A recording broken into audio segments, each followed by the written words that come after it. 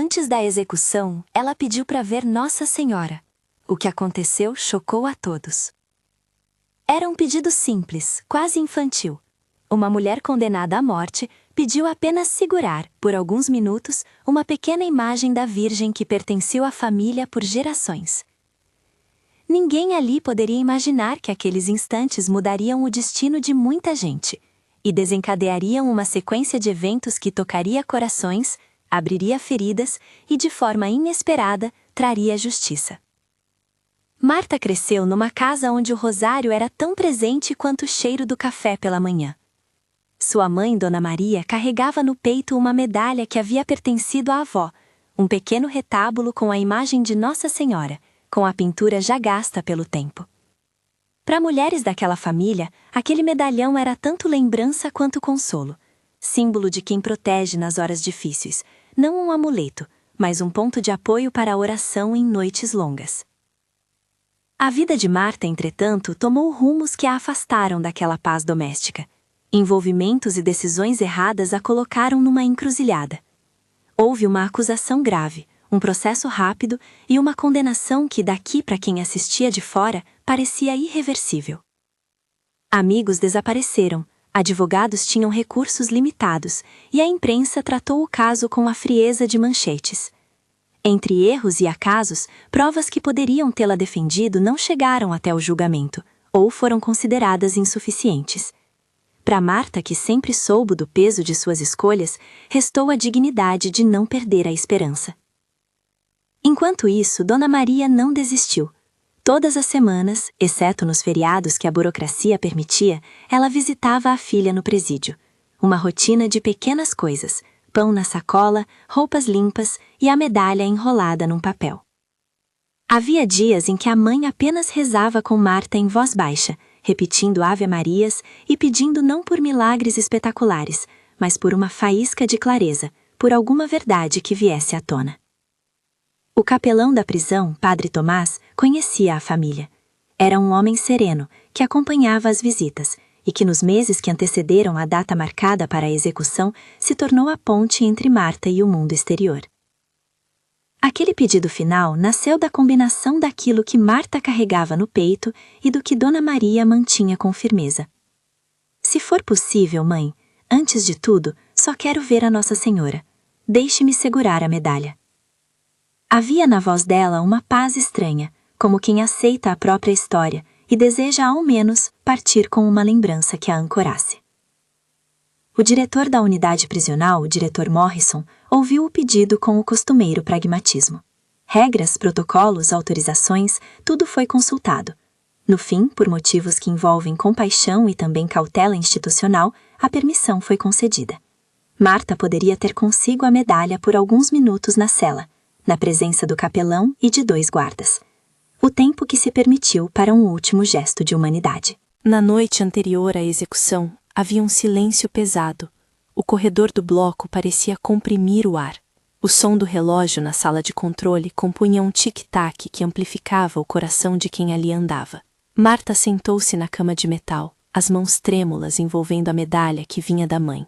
O rosário escorregou entre seus dedos, contas de madeira polidas pelo tempo. Padre Tomás ficou ao seu lado, emendando uma Ave-Maria e uma oração por consolo. Do lado de fora, 2 guardas faziam rondas. Steve Martinez, rosto marcado por anos de serviço, observava o prisioneiro ao longo do corredor com aquela indiferença profissional que oculta, às vezes, um coração fatigado. O que aconteceu durante os minutos seguintes, pessoas que estiveram lá descrevem com palavras que tentam, em vão, alcançar a intensidade do momento. Primeiro, houve uma sensação de calor, nada agressivo, uma presença suave que parecia vir de dentro do objeto.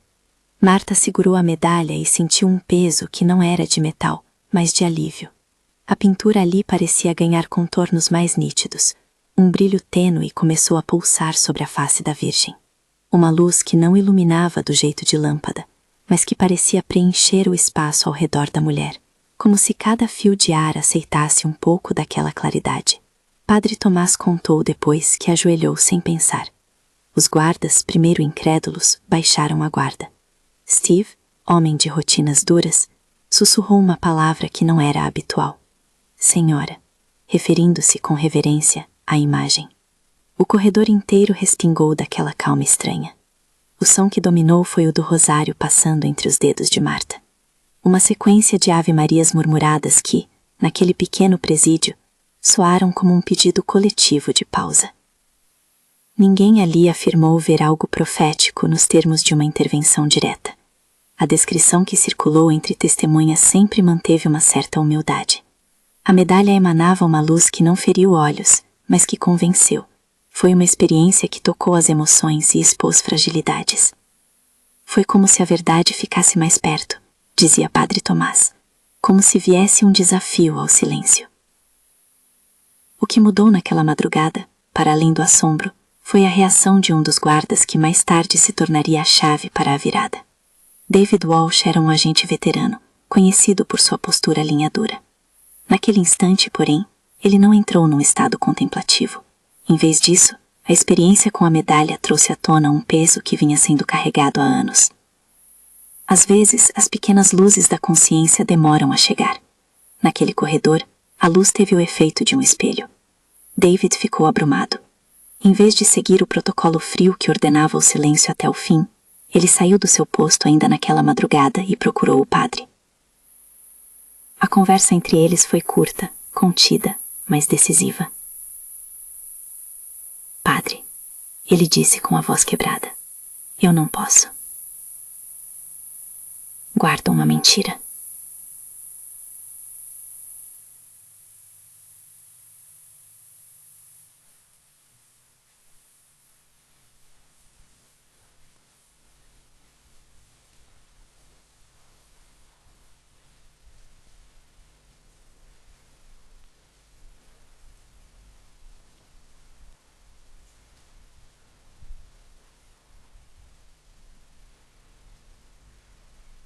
E o que veio depois da confissão não foi apenas uma absolvição moral, foi um documento que desencadearia procedimentos legais.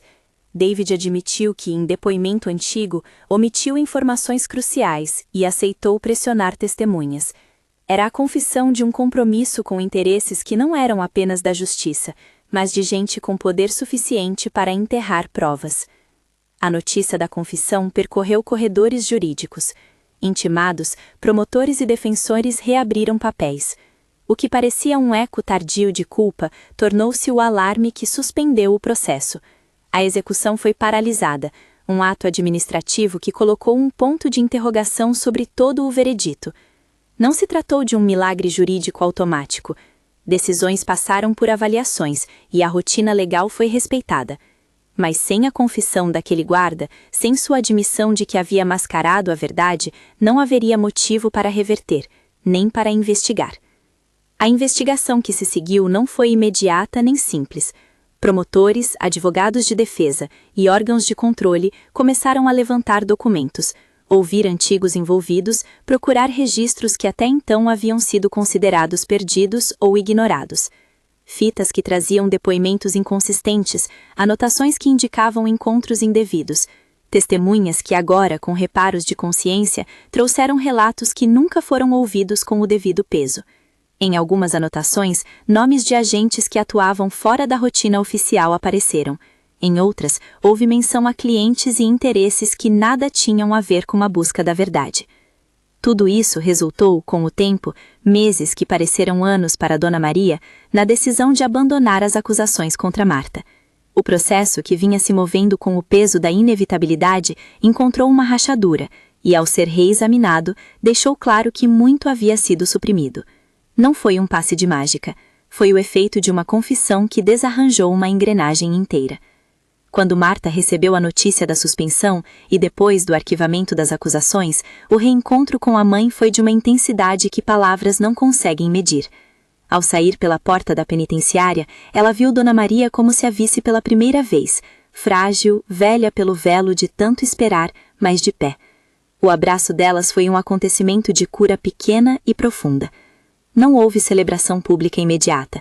Havia antes reconhecimento de que a justiça tardia ainda era justiça. Nos meses seguintes, Marta e Dona Maria escolheram transformar o que viveram em algo para além de suas próprias vidas. Com o apoio de amigos, advogados que se sensibilizaram com a história e doações anônimas que começaram a aflorar, elas criaram uma pequena fundação dedicada a ajudar pessoas que, como Marta, sofreram injustiças processuais. A instituição nasceu com uma missão simples: oferecer assistência jurídica, apoio psicológico e programas de reintegração para quem saiu do cárcere sem rede de apoio. Marta, com a voz ainda marcada pelo que viveu, foi peça ativa da organização. Sua prioridade era evitar que outros passassem por um processo de desumanização que quase a consumiu. A transformação não ficou restrita a Marta. Entre os guardas que testemunharam a luz e entre aqueles envolvidos no caso, muitos confessaram reavaliações profundas. Steve Martinez, que tivera o primeiro olhar de surpresa diante do fenômeno, contou que passou a escutar mais do que antes. Ouviu histórias de detentos, apoiou iniciativas de reinserção e, em pequenas atitudes, deixou de lado a dureza excessiva.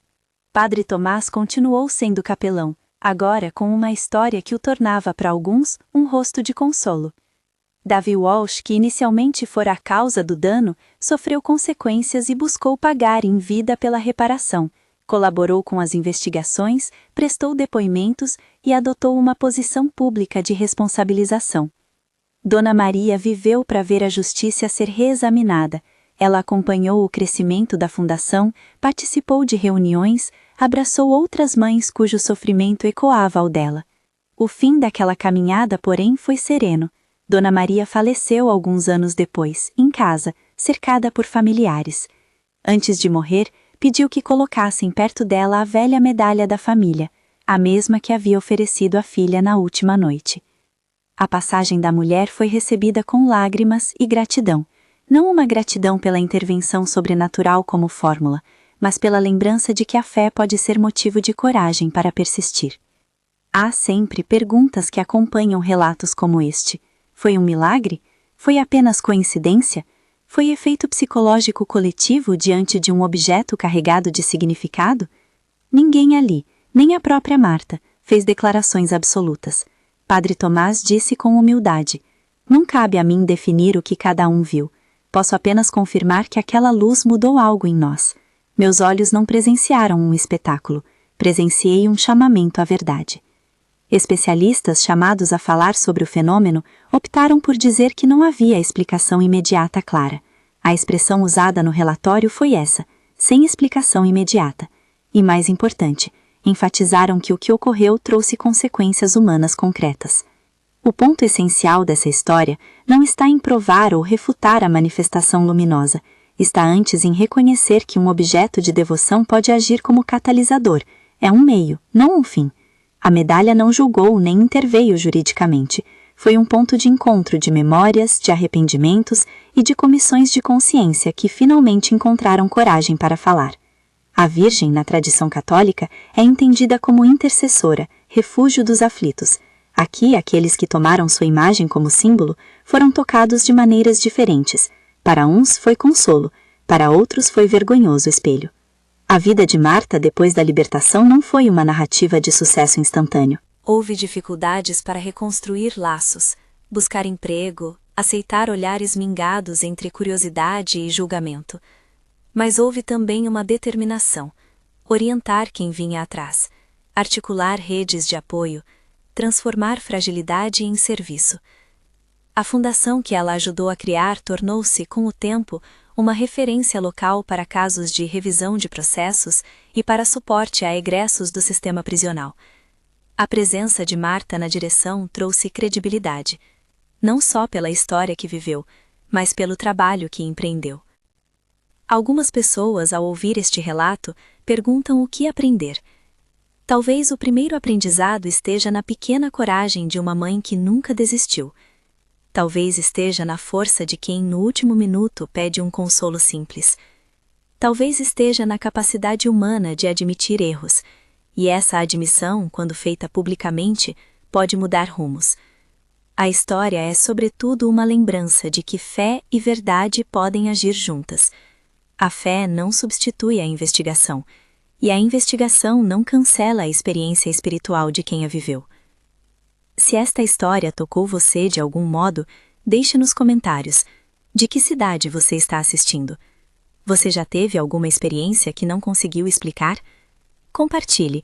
Sua palavra pode confortar alguém que precisa ouvir que há esperança. A memória daquela noite ficou gravada em quem participou. Para alguns foi sinal, para outros convite à mudança. Para Marta foi começo de uma segunda vida que ela escolheu dedicar a quem sofreu sem voz. Para Dona Maria foi consolo final, ver a filha livre e um trabalho que continuaria. Ao fim, resta a reflexão mais simples. Pequenas coisas, um retábulo gasto, as mãos de uma mãe, o som de um rosário, podem às vezes abrir fissuras naquilo que parecia imutável. Justiça não é apenas uma sentença, é vigilância constante. Fé não é ingenuidade, é força que nos impele a procurar verdade. E misericórdia frequentemente passa por gestos humanos que reconhecem falhas, pedem perdão e trabalham para reparar. Se você gostou deste relato, compartilhe com alguém que precisa ouvir uma história de esperança. E inscreva-se no canal para acompanhar outros testemunhos como este. E se quiser conhecer o trabalho da Fundação que surgiu a partir desta história e apoiar causas de defesa de inocentes, o link está na descrição. Que a lembrança daquelas Ave Marias sussurradas naquela cela nos convide todos os dias a agir com mais verdade e mais compaixão.